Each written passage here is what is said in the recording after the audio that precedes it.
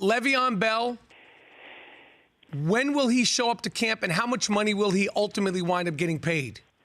You know, I believe him when he says September 1st. I mean, the Steelers have never been given any indications that it was going to be earlier than that, although he does have regular contact with several teammates and Coach Mike Tomlin, and I know Tomlin has been trying to convey to him for weeks now that, hey, we get it. This is how the game's played. You haven't signed your contract. You're technically not a holdout. This is the leverage that you have with being a franchise player.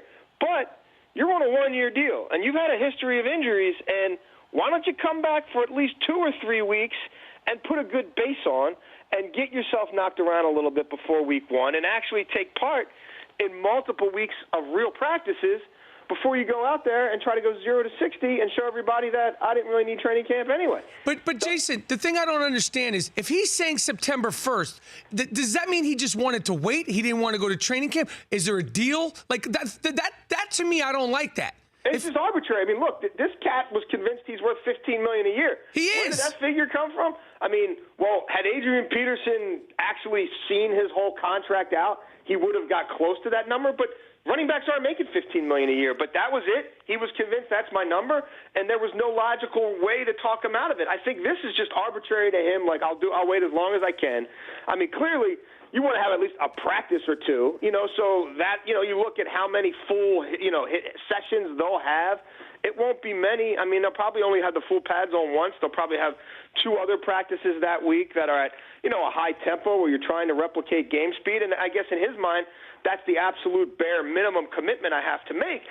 I would just say to that, bro, you're on a one-year deal, and you've got a history of being hurt, and guys who show up that late have a history of getting hurt, and if you go down and miss 4 or 5 games, you're hurting yourself, you're hurting your team, you're hurting your own earning capacity.